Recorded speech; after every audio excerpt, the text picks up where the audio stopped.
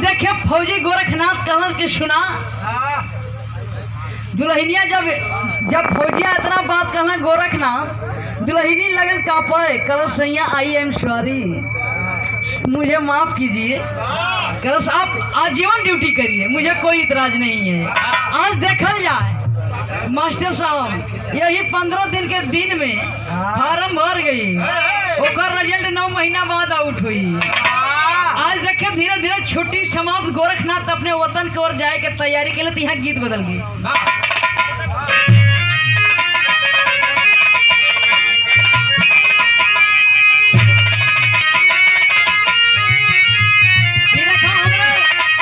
स्वर्गीय रामदेव गुरु जी अपने समय में गाँव मास्टर देखा ही पुरान चीज है पुरान में जितना रस उतना नया में ना भेटाई।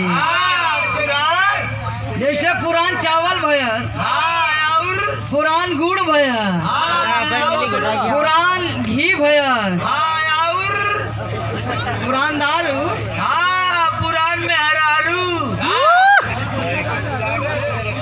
जिया हो जिया ई देखा ई कौनो गलत बात ना कला कहे के मतलब कि जेकरे घरे बूढ़ दादी महतारी ना है ओकर घर जाके देख ले अब बेटा कहीं फोन लगा के हेलो जाना कैसी हो ना खैलू हो कि ना परेशान हो जेकरे घरे वो गन के कांपत यारे आवत है दादी यही नहीं काम कइदा फर्द सानी जौन मारे के बाद भैंस गोरू के अपन खेत खरियान के काम करेगा कह के रेडी रही भीतर में कह दिया तुरंत भीतर में तो बहुत महिमा। और देखिए कन्या पक्ष की ओर से आप लड़की की मामा श्री 51 रुपया का पुरस्कार लेकिन मास्टर भी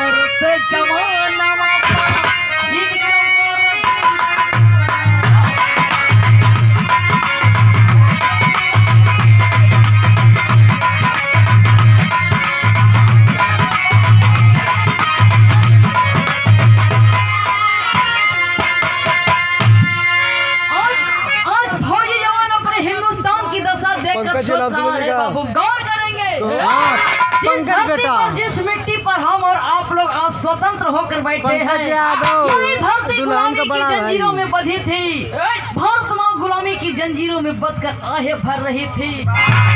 हिंदुस्तान के जर्रे जर्रे पर अंग्रेज राज कर रहे थे बाबू लेकिन हमारे देश के जवानों ने जगे और इस भारत माँ को इस जंजीरों से मुक्त कराए। लेकिन आज के नेता गौर राजनीति में मिलकर इस देश को खोखला कर रहे हैं।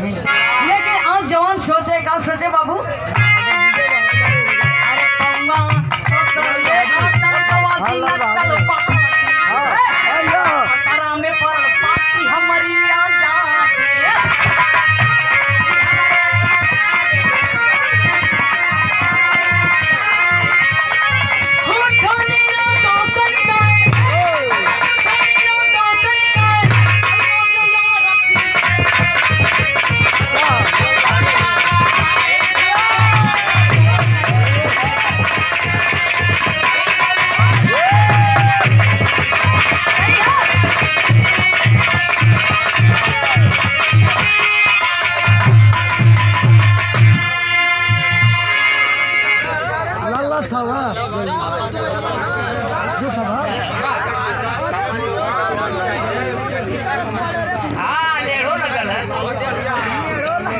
और देखे लाल बहादुर यादव धर्मपुर के सरजमी से ये आपके ओर से 51 रुपया का पुरस्कार हो।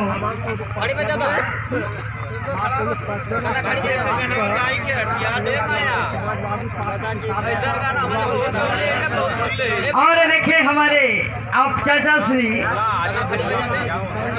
अच्छे लाल यादव जी, आप युवा नेता राम सवाद सिपाही जी के ओर से ये 101 रुपया का पुरस्कार से अनुमराम हो। लेकिन बाबू आज फौजी जवान गोरखनाथ अपने ड्यूटी पर छत्तीसगढ़ के सुकमा जिला में पहुंचल हुए हैं।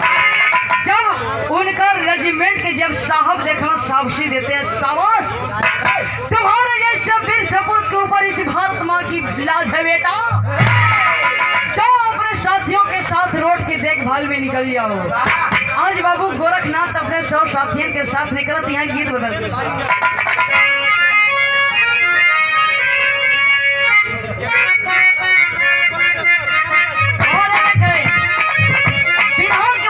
सुंदर कलाकार भारतीय लोकगीत एवं बिरहा गायक कलाकार हमारे चंदौली के माटी से बंशीलाल यादव जी, जो हमारे सहयोगी हैं, हमारे शुभ चिंतक, हमारे मार्गदर्शक बड़े भैया हसीनपुर के धरती से ये 101 रुपया का पुरस्कार चरणों राम हो। लेकिन दिखाई स्वर्गीय राम गुरु जी के कसौटी के गीत है मास्टर।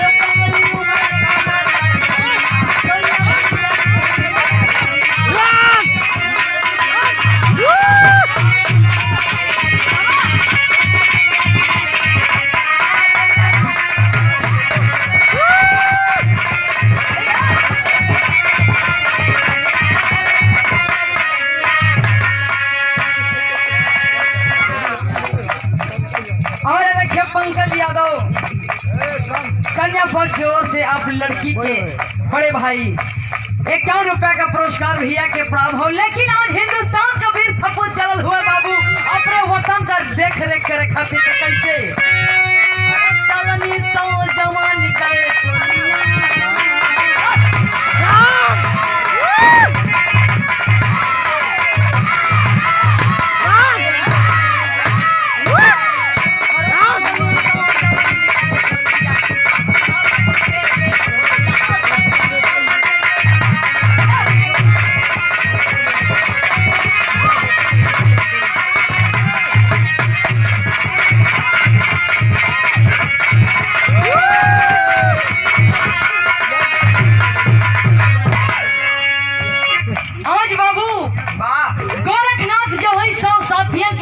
निकल हो रोड का देखभाल करे खातिर। रास्ते में एक जंगल पड़ता है बाबू, जिस जंगल का नाम पेपर पत्रिका द्वारा बताया गया कोचाची जंगल। वही जंगल में नक्सलवादी घात लगा कर बैठे हुए और यही प्लान करते हुए जब इधर से हिंदुस्तान के जवान गुजरी हैं और जवानों के ऊपर गोला और बारूदन का बरसात कर जाए।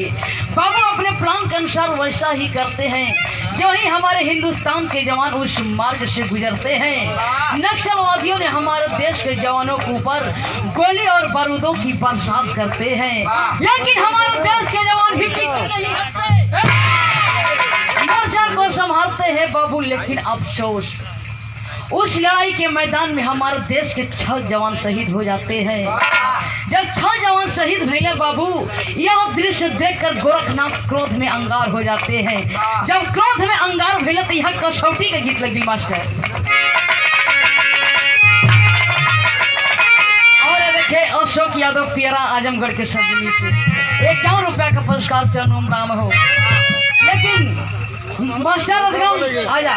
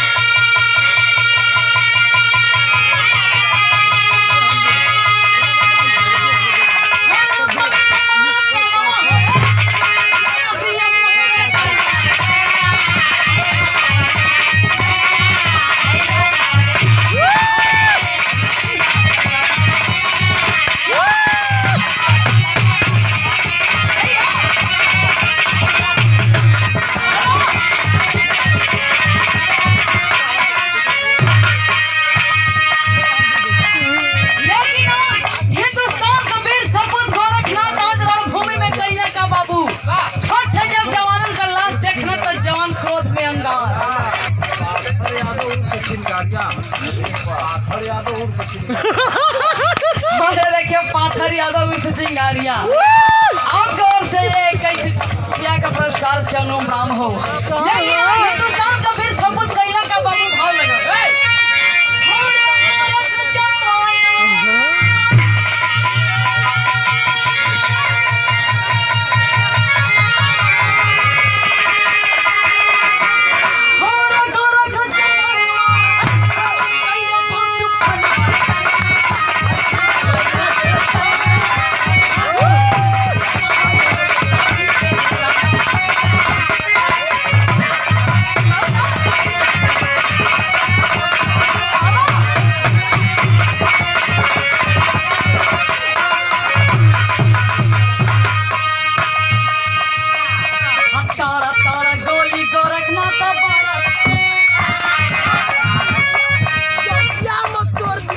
आज गोरखनाथ राव भूमि में कैले का हर ताड़ा ताड़ा गोली गोरखनाथ बारत अच्छी पछी बनक लगा दी जनावा बता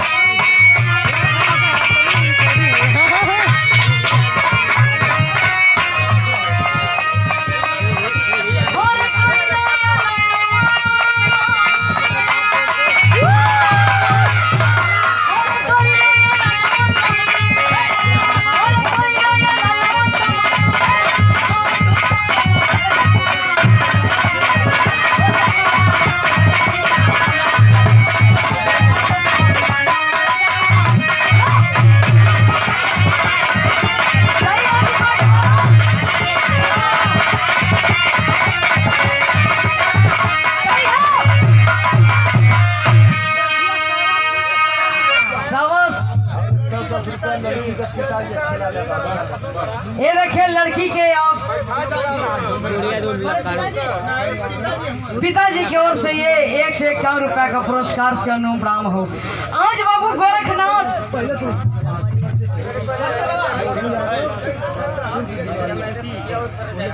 और ये देखिए पंचम यादव खटिया उर्फ रजाई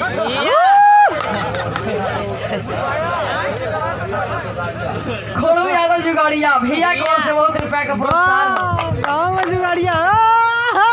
और देखिए संपत्ति यादव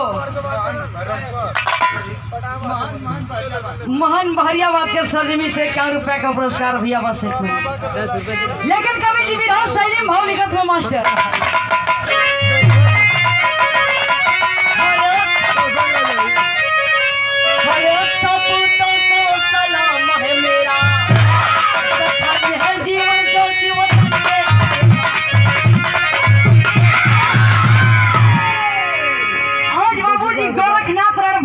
खुखार आतंकवादियों को मार के गिरा दे। जब मार के गिरा तो मरहूस घड़ी भी आएगी मास्टर साहब खुला ना दाम खुला कराओ 10 रुपए दे पूरा गांव भर के नाम बोले।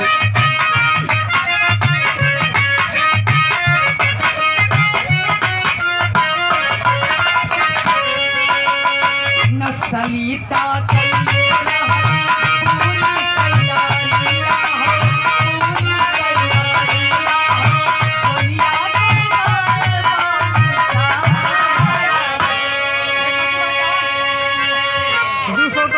खुला लेके खुला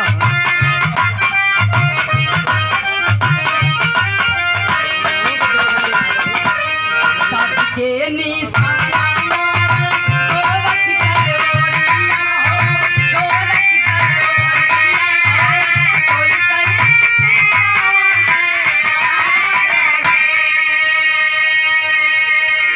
आज बाबू एक नक्सलवादी उन्हीं झाड़ियों के बीच से खड़ा होता है, गोरखनाथ के कलेजे को छलनी छलनी कर देता है। आज बाबू रेजिमेंट के जवान घबरा जाते हैं। आज गोरखनाथ के शरीर को लेकर हॉस्पिटल की ओर जाते हैं बाबू, लेकिन रास्ते में ही गोरखनाथ सदा सदा के लिए इस माँ भारती की गोद में सो जाते हैं।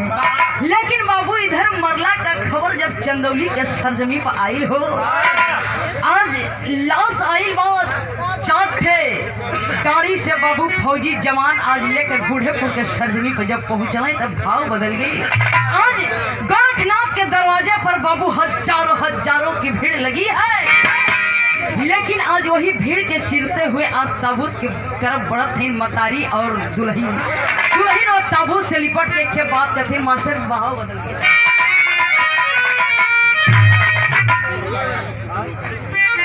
हरे रखे मुर्गा यादव कुकड़ों को आप लोग सही कैसे, लेकिन भाव है विधा में।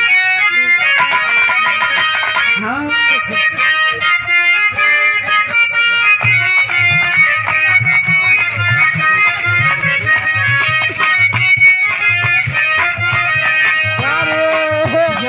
अच्छा सुना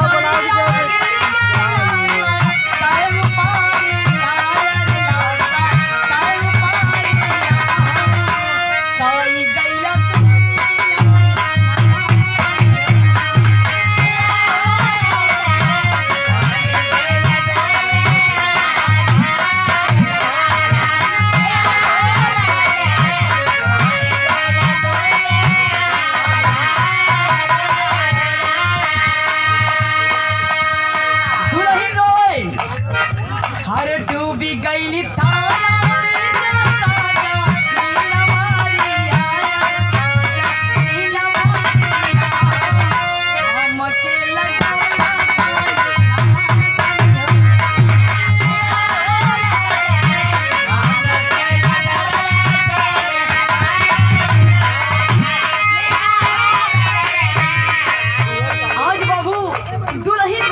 मतारी रोवत है उपस्थित जब भी दरवाजे पर बस होके आंख में आंसू भरल बा, लेकिन वही ताबूत के बगल में खड़ा होके आज गोरखनाथ के दोनों छोट छोट भाई रोवत मास्टर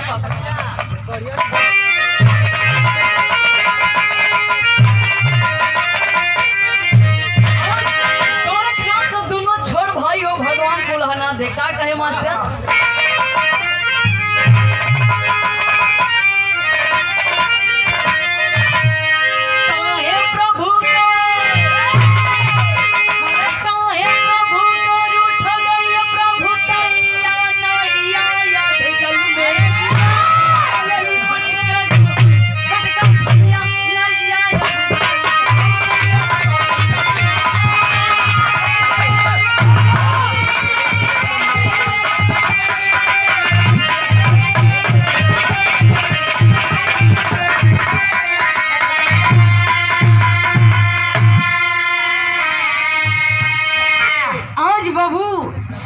रोवत हो आज दोनों भाई रोवत हो भैया।